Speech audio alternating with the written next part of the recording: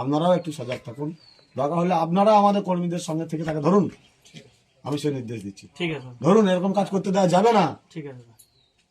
এটা পার্টি সমর্থন করবে না। আমরা বেরোবো, অন্যায় করবো না, বলছি তো, একদম করা যাবে না। মানুষ থাকবে, তার নিজের বাড়িতে থাকবে, শান্তিতে থাকবে। রাজনীতি করার গণতান্ত্রিক অধিকার প্রত্যেকের আছে, যার যা ভালো লাগবে সেটা দল করবে, এখনো সে বলছি পতাকা টাঙাবে, মিছিল করবে, মিটিং করবে। আমরা করবো না, করতে দেবো না।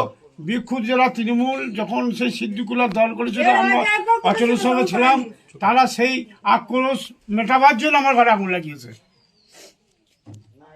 সে আক্রোশ মেটাবার জন্য। তার নাম বলছিলেন, যারা হুমকি দিচ্ছে। হ্যাঁ, হুমকি দিচ্ছে ওই সুব্রত রায়, বাবার নাম গঙ্গা রায়, আর অতনু দে, বাবার নাম ওই বাবার নামটা জানি না, সেই কচি মাছটা LIC করে।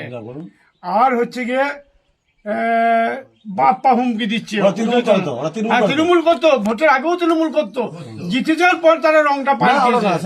আপনিও তো তৃণমূল করতেন, আপনিও তো আমি তৃণমূল, তৃণমূলের, সেটাই আমি তো স্বীকার করছিলাম তৃণমূলের।